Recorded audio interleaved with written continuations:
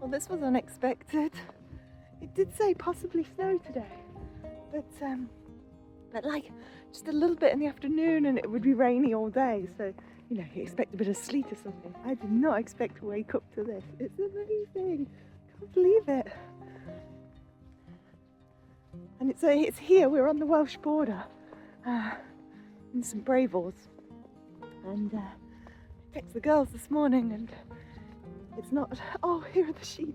It's not snowy at home. Let's go see the sheep.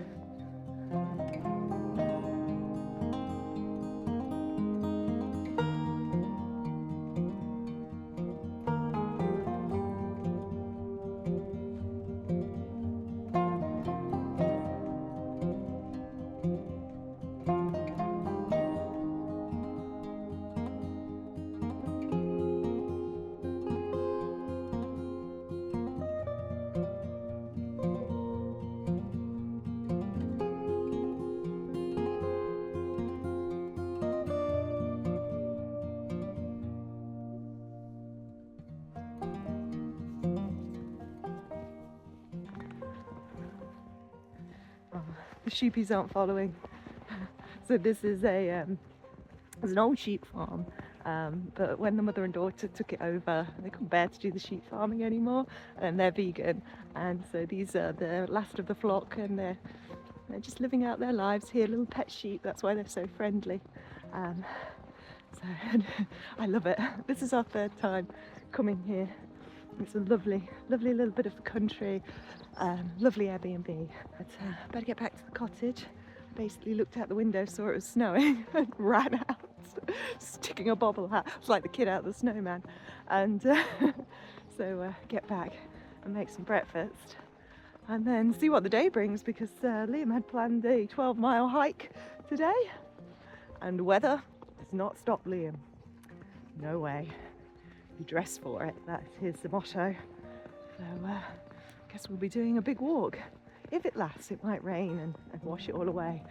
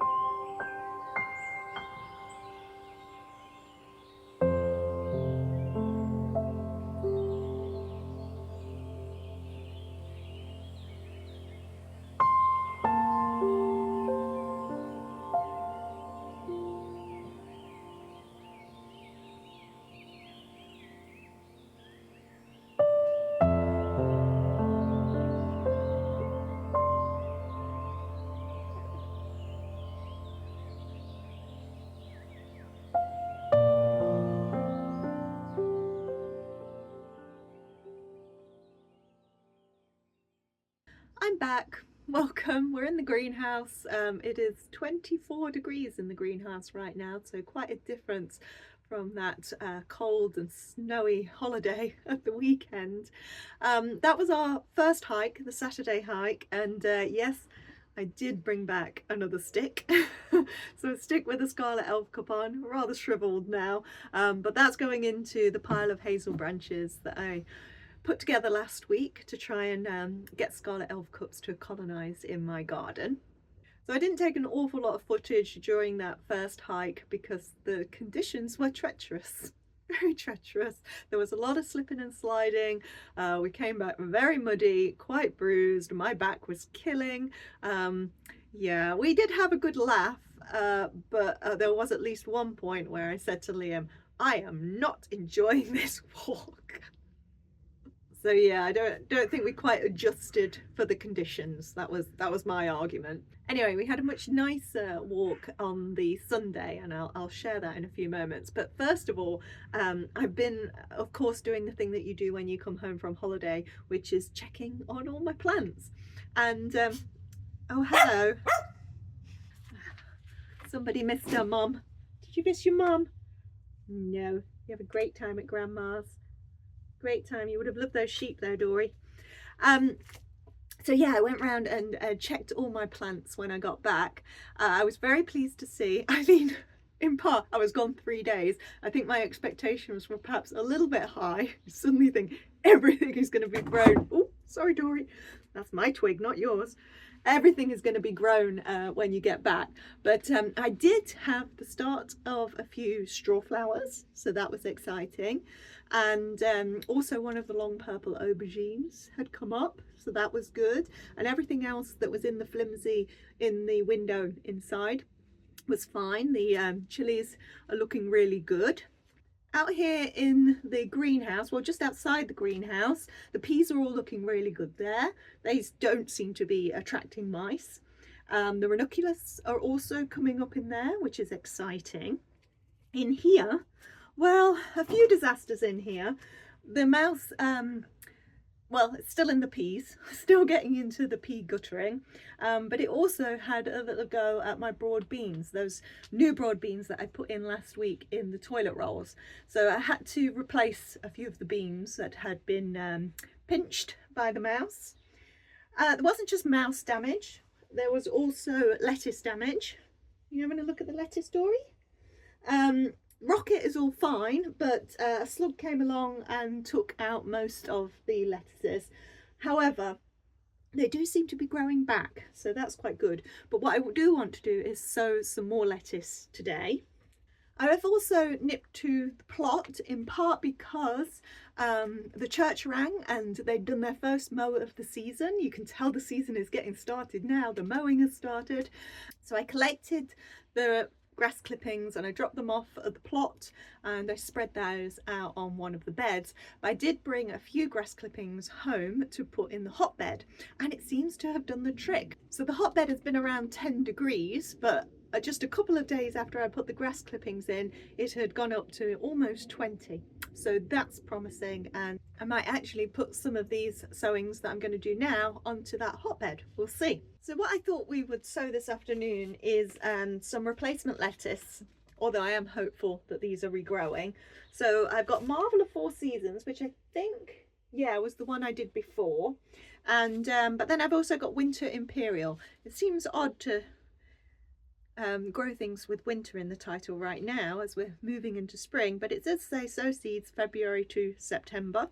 Then I think this is a Dobby's one. I wanted to put a marigold in. I want to start getting ready for the tomatoes. So I've got marigold, French marigold called Honeycomb.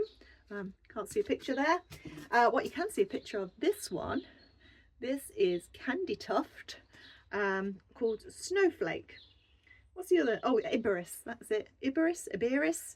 Now I grew this last year, but I think I sowed direct and nothing happened. So we're having another go this year, and this says sow February to April in trays of seed compost. Now, the part of the reason that I'm growing all of these ones together at the same time is because all of them need light to germinate. So all of these are going to be sowed on the surface of the soil, much like I did with the strawflowers last week. So I need 4 little trays and some compost, a little bit of vermiculite, and let's get sowing.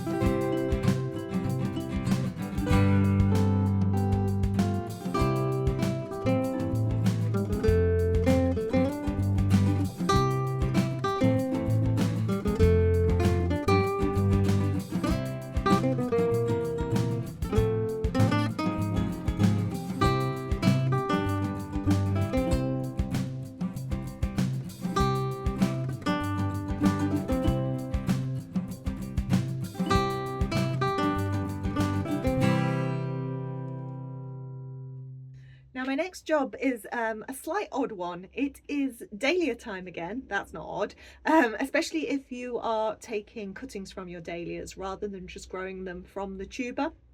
Now I did both last year, but it was a little bit hard to compare which did better because I barely got any dahlias because they were all eaten by slugs.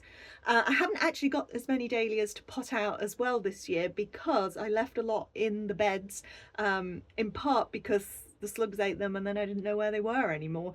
So I'm hoping that we're going to have some nice surprises when dahlias pop up in these beds if they've survived this winter. But I did put some away for storage in this box. You might remember me doing it because it actually wasn't that long ago that I got round to putting them in the box. They've had one check to make sure it hadn't gone mouldy or anything like that, but now is, I guess, the moment of truth. Let's see if any of these have gone soggy and mouldy or have gall, which I did have one tuber have gall last year and had to be disposed of. So let's have a look. Okay, here we go. Dahlias. Some paper and packaging. Oh, there we go. Ah, there's one and it's already shooting. So cuttings to come. Right, you're healthy then. Now, the other thing is that none of these are really named. I think there was probably a couple that I knew the name of. Oh, there's one. That I think is a night queen then, and you can see that is also starting to shoot. But does feel a little bit soft, but if it's shooting it looks good. Now there's like 3 or 4 shoots coming out there, but that's okay. That's not gall. That's all right, I believe. Here's a little one. Doesn't look like that's going to do much. Okay, I might just not bother with ones that really don't look like they're going to do anything.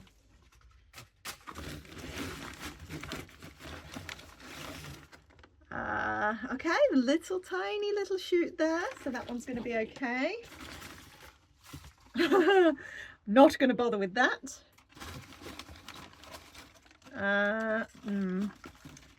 Yeah, I'm not going to bother with that. There's a big tuber, no shoots on it, but it feels okay. Can't really see any eyes there. But yeah, we'll give that one a go. Ah, now this one doesn't look all that promising, but there's a shoot. Okay, good. Nothing there, nothing there.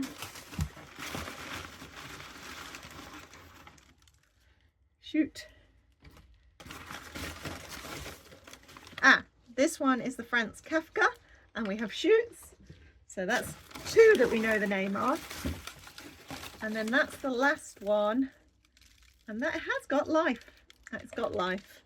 There we go. Ah, not bad. Now I mentioned I'm going to do something odd. So last year, the ones that I wanted to take cuttings from, I potted up but left the tops of the tubers exposed because that's where your shoots come off and then you take the shoot off and grow it on. And the ones that I was just growing from the tubers I buried in a pot of soil, and it stayed warm in the house and then eventually went into the lean-to, and then eventually it went into the beds and got eaten by slugs. What I'm going to do this year is something that I think is perhaps trending on TikTok, or I don't know, I saw it on Instagram. But you use these sandwich bags. So the idea, and I've just rinsed all of these so they're a little bit damp, is that you put your tuber into a sandwich bag with some soil. You close it up. I think there's some debate whether you close fully, leave fully open, or leave a little bit. I'll go in the middle and just leave a little bit, I guess. And then you let it grow in there, and it should have enough moisture in there just from the compost and this dampness in the packet, although you can kind of spray them, I guess, and it'll do its thing. Now the benefit of this is that you've not got like 10 of these pots all along your windowsill inside the house, which I don't want. So if I've got just several of these in a row that I can either put in a mushroom tray or something else that just keeps them all together and stood up, then that's a real space saver. And this could be a really effective way of getting good shoots from the dahlia bulbs to then grow on into more plants. That's the idea. Let me know in the comments what you think, if you've tried it before, or you've seen it, or you're giving it a go this year, because this is a brand new one on me. Will it work? Only one way to find out. Right, let's do one together and see actually if they fit. Oh, my bag's big enough. I hope so. Right then, so I think perhaps the best thing to do is put a handful of soil in the bottom to start with. Oh, I've got my hand stuck in it. There we go. Right, let me move my dahlia tubers. Put them there. Oh, you know the other thing that's good, you can like write on there what the variety is in, if you know the variety, of which I only know 2. Right. So a little bit of soil in the bottom there. Let's take one that isn't too big for our first one. Let's take this one. Name unknown. We'll pop it in. So we want, oh, maybe I put too much soil in to start with. Let's lay it, oh, let's lay it flat. That might be a better way of doing it. We'll lay it flat and then put soil on top. Okay, this is looking slightly messy. Keep sticking to these gloves. Right, I thought I'd put too much soil in now, but you can see the top of the tuber and the little shoot that's already coming is there. So I think that might be all right. And then what I'm going to do is just seal it and just leave a gap where the stalk is coming out there. And that is it. What do you think? Okay, so I have 7 more of these to do. While I'm doing those, I want to send you back to the Sunday of our holiday and our second hike.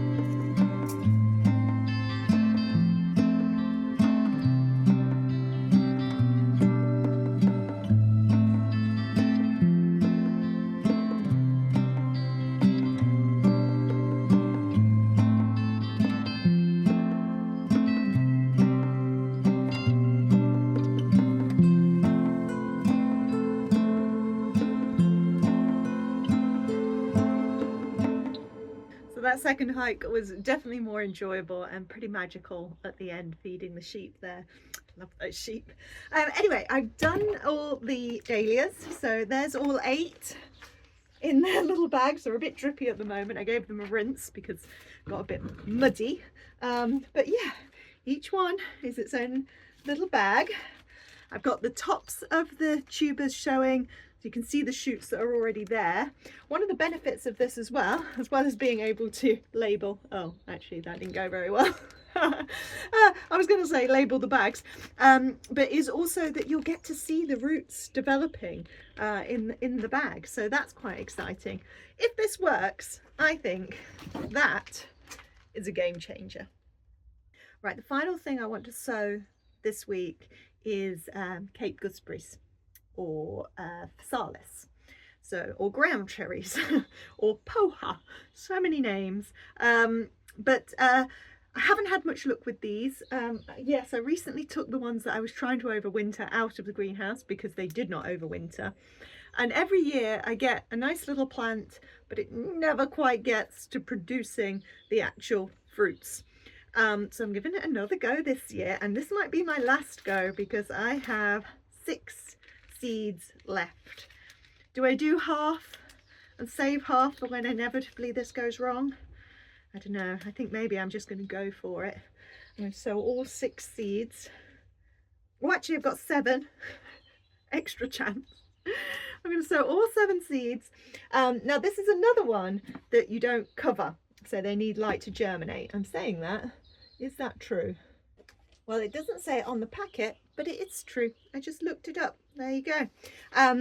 So yeah, so that's quite nice. All the ones that we've sown for this week are seeds that need light to germinate. So I'm going to do exactly the same thing that I did with the lettuce, the candy tuft and the marigolds. I'm going to fill my little tub with soil. I'm going to put the seeds on top, press them in so they've got good contact with the surface of the soil, and then just cover in a tiny bit of vermiculite to try and keep the moisture in. These ones will go on the heat mat. They need heat to germinate, and they can take a little while to germinate, if they germinate at all. And this is now old seed as well, I think. So this is my 3rd year growing them, so probably this seed is at its limit. So let's do all 7 and see what happens. I think I will also sift this soil because the seeds are incredibly tiny.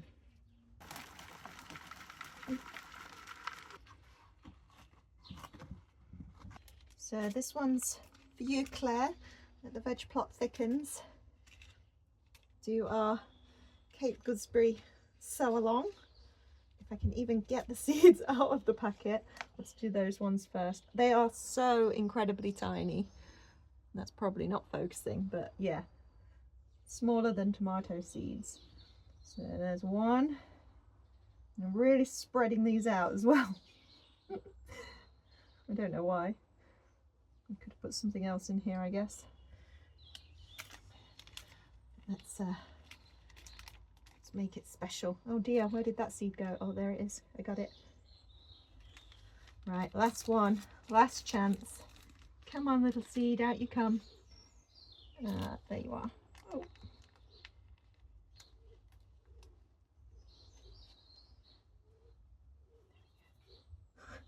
I think that went in.